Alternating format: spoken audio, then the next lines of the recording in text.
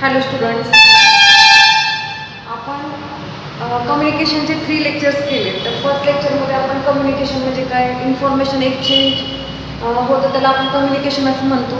त्यानंतर आपण पाहिले की types of communication: simplex, duplex, half duplex, full duplex, analog communication, digital communication, baseband communication and last is modulated communication.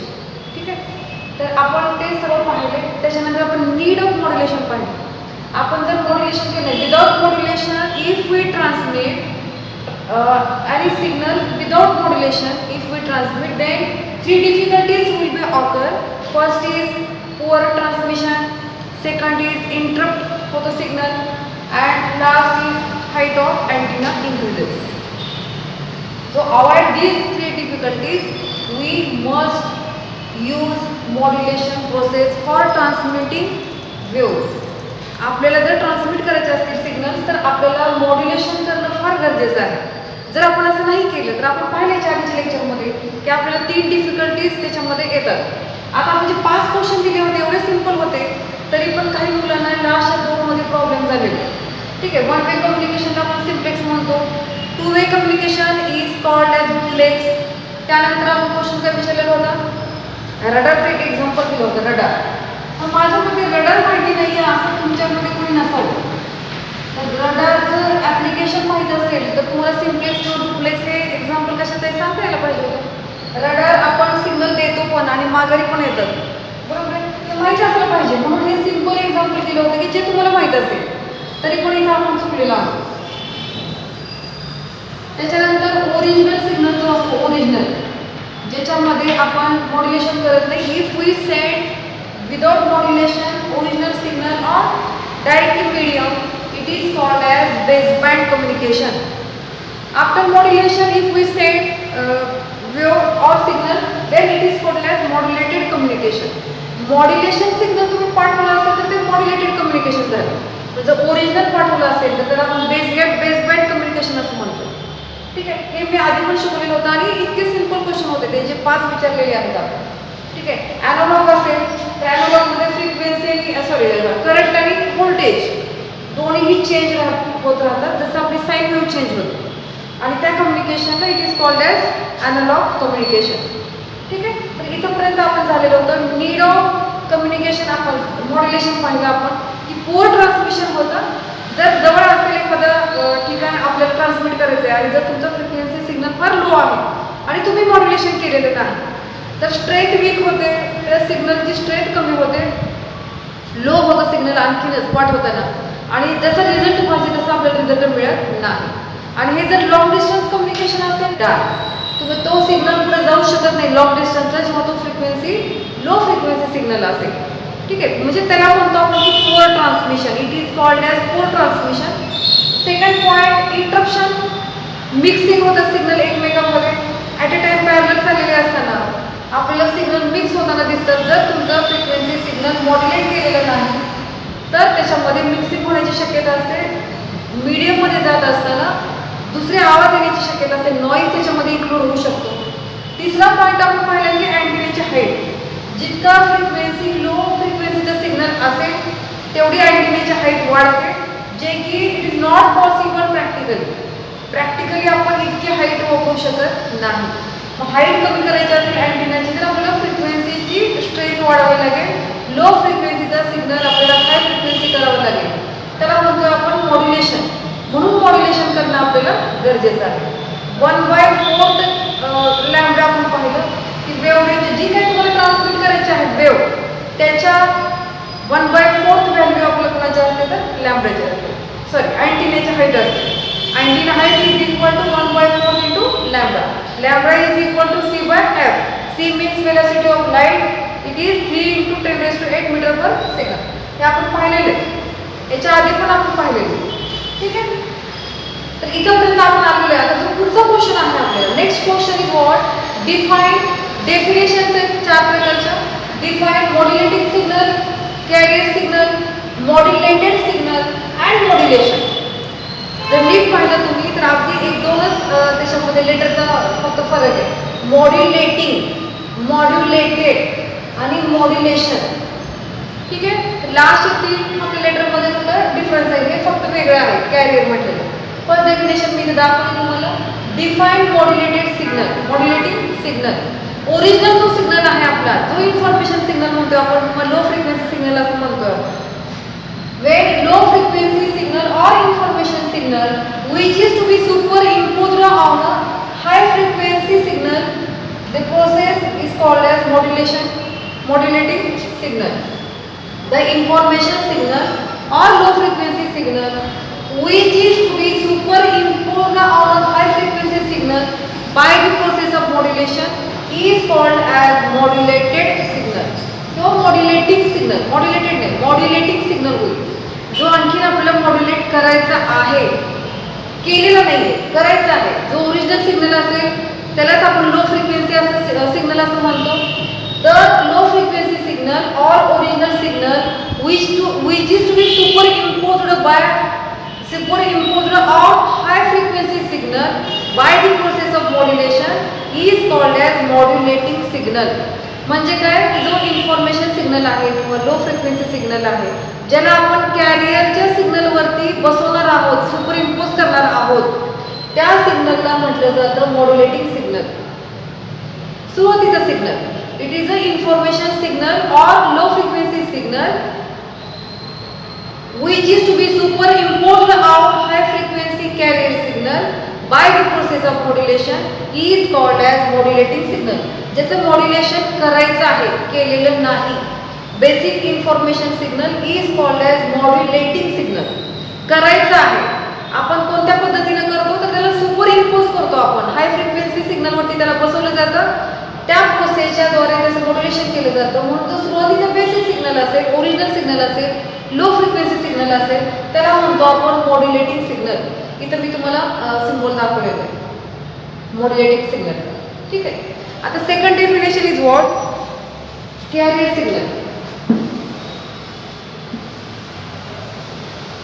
Carrier signal म्हणजे काय, तर आता आपला जो ओरिजिनल सिग्नल आहे तो लॉंग डिस्टन्स प्रवास करू नाही शकत, लॉंग डिस्टन्सला जाऊ नाही शकत आहे. म्हणून आपण काय करणार आहे, हाय फ्रिक्वेन्सी सिग्नलवरती त्याला बसवून पाठवणार आहे, बरोबर आहे, कॅरियर म्हणून. जसं तुम्हाला आपण आधी पण एक्झाम्पल दिलं की तुम्ही सायकलवर चालला आहात आणि जर तुमची स्ट्रेंथ नसेल तर तुमचा एखादा मित्र तुम्हाला कॅरियर बसवून घेऊन जाईल की ज्याचं स्पीड चांगलं आहे, ज्याची ताकद जास्त आहे, तो तुम्हाला इझिली घेऊन जाईल. ठीक आहे. म्हणजे तुम्ही म्हणजे कोण झाला तर मॉड्युलेटिंग सिग्नल. जो मित्र तुम्हाला घेऊन जाणार आहे इझिली त्याला म्हणायचं कॅरियर सिग्नल. कारण त्याची स्ट्रेंथ चांगली आहे, त्याच्याकडे सायकल आहे, तो तुम्हाला कॅरियर बसवून नेऊ शकतो. ठीक आहे. Carrier signal is what, very high frequency signal is called as carrier signal. Simple definition of carrier signal, the very high frequency signal is called as carrier signal. त्याचा जो सिम्बॉल आहे तो आपण ह्या पद्धतीने करतो. हे हाय फ्रिक्वेन्सी कॅरियर वेव्हचं सिम्बॉल आहे किंवा फिगर म्हणू. बघा इन्फॉर्मेशन सिग्नलचं कसं आपल्याला आपण दुसरी आपली साईन वेव्ह आहे इन्फॉर्मेशन सिग्नल. कॅरियर वेव्हला आपण ह्या पद्धतीने दाखवायचं, एकच लांबी दाखवायची आपल्याला. ठीक आहे. ॲम्प्लिट्यूड जे आहे ते सेम दाखवायचे आपल्याला. एक कॅरियर वेव्हचा सिम्बॉल आहे. High frequency signal is called as carrier signal. आता त्यानंतर बघा next definition is what, modulated signal. Modulated signal. Modulating म्हणजे काय, ज्याचं मॉड्युलेशन करायचं आहे. सुरुवातीचं information signal is called as modulating signal. त्याच्यानंतर ज्याच्यावरती बसवणार आहे हाय फ्रिक्वेन्सी सिग्नल आपल्याला लागतात त्याला म्हटलं जातं कॅरियर सिग्नल. आता मॉड्युलेटेड सिग्नल आहे. After modulation resultant signal is called as modulated signal. मॉड्युलेशनची प्रोसेस झाल्यानंतर जो तयार होईल, म्हणजे हा वेगळा आहे, हाय फ्रिक्वेन्सी सिग्नल झाला, हा लो फ्रिक्वेन्सी सिग्नल झाला. जेव्हा दोन्हीचं मिक्सिंग होईल, सुपर इम्पोज करतो आपण, प्रोसेस आहे. हा सिग्नलवरती हा सिग्नल काय केलं जातं, मर्ज केला जातो, त्याला म्हटलं जातं सुपर इम्पोजिंग प्रोसेस. ठीक आहे. ती प्रोसेस झाल्यानंतर जो नवीन सिग्नल तयार होईल दोन्हीचा मिळून, त्या रिझल्टंट सिग्नलला म्हटलं जातं modulated signal. Resultant signal after modulation is called as modulated signal. बघा मॉड्युलेटिंग म्हणजे काय, इन्फॉर्मेशन सिग्नल. कॅरियर सिग्नल म्हणजे काय? हाय फ्रिक्वेन्सी सिग्नल. मॉड्युलेटेड सिग्नल म्हणजे काय? ह्या दोन्हीचा एकत्र आपण सिग्नल तयार करतो by the process of super imposing. By the process of super imposing resultant signal upon modulation, resultant signal which is called as modulated signal. Modulate झालेला सिग्नल, दोन्हीचा मर्ज झाल्यानंतर जो काही सिग्नल तयार होईल त्याला म्हटलं जातं मॉड्युलेटेड सिग्नल. ठीक आहे. आता ही फक्त डेफिनेशन राहिली आपली modulation. It is a very important definition. ह्या चारपैकी सर्वात महत्त्वाची डेफिनेशन म्हणजे मॉड्युलेशन. ठीक आहे. लास्ट डेफिनेशन ह्या क्वेश्चन मध्ये काय? Modulation.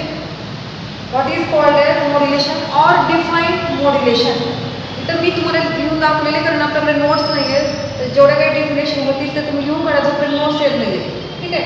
Modulation the process in which some characteristics of carrier signal, the process in which some characteristics of carrier signal such as amplitude, frequency or phase can be changed in accordance with the instantaneous value of modulating signal or information signal is called as modulation.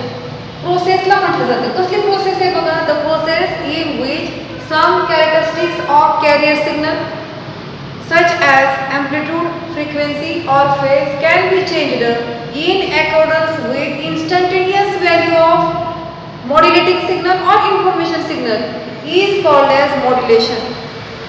The process in which characteristics कोणाच्या change होतात बघा? Carrier सिग्नलच्या. आता आपल्याकडे दोन signals आहेत.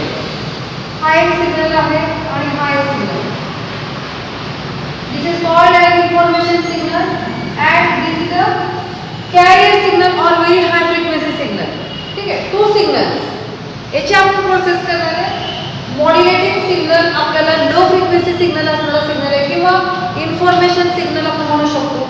हा signal आहे तो व्हेरी हाय फ्रिक्वेन्सी सिग्नल आहे. ह्या सिग्नलच्या मदतीने आपल्याला हा पाठवायचा आहे. हाय फ्रिक्वेन्सी सिग्नलचा उपयोग करणार आपण कॅरियर सिग्नलचा, जो ह्याला घेऊन जाईल आणि ह्याला आपण त्याच्यासोबत काय करणार आहोत? पाठवणार आहोत, सेंड करणार आहोत. ठीक आहे. मग प्रोसेसमध्ये काय होईल? तर ह्याच्या शेपप्रमाणे किंवा ह्याच्या व्हॅल्यूप्रमाणे त्या वेळेच्या त्याच्या व्हॅल्यूप्रमाणे ह्याच्यातल्या काही कॅरेक्टरिस्टिक चेंज होतात. ठीक आहे. काही कॅरेक्टरिस्टिक म्हणजे काय? तर ॲम्प्लिट्यूड चेंज होऊ शकतं, म्हणजे हाईट. ॲम्प्लिट्यूड म्हणजे त्याची हाईट कमी जास्त होऊ शकते ह्या शेपनुसार, किंवा फ्रिक्वेन्सी चेंज होऊ शकते, किंवा फेज अँगल चेंज होऊ शकतो.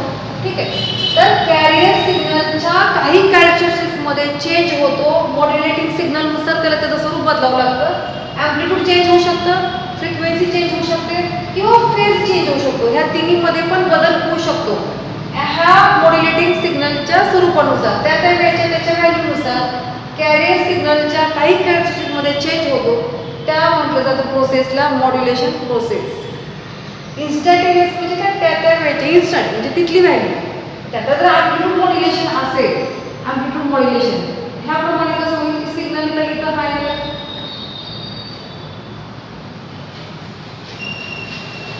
ह्या पद्धतीने. ठीक आहे. बघा सिंपल.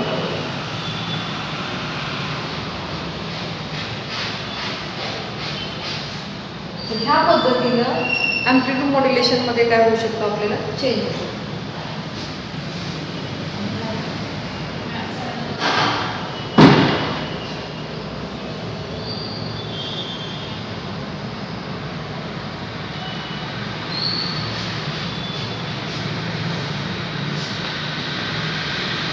त्याला म्हटलं जातं ॲम्प्लिट्यूड मॉड्युलेशन.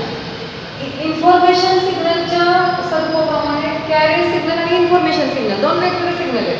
आपण एकत्र करणारे, मर्ज करणारे, ह्याच्या शेपनुसार ह्याच्यामध्ये बदल होत जातो. शेप म्हणण्यापेक्षा ह्याच्या कॅरेक्टरिस्टिक्सनुसार याच्या स्वरूपामध्ये बदल होत जातो. ह्या बदल होण्याच्या प्रोसेसला म्हटलं जातं मॉड्युलेशन. मग तो बदल ॲम्प्लिट्यूडमध्ये असू शकतो, फ्रिक्वेन्सीमध्ये असू शकतो, किंवा फेजमध्ये पण असू शकतो. The process in which some characteristics of carrier signal such as amplitude, frequency or phase can be changed in accordance with instantaneous value of modulating signal or information signal is called as modulation. ठीक आहे. तर चार definition आपल्याला झालेले. पहिली आहे की modulating signal, second carrier signal, third modulated signal and last modulation. ठीक आहे, ह्या 4 डेफिनेशन आपल्या आज झालेले. नेक्स्ट आपण बघूया याच्यानंतरच्या लेक्चर.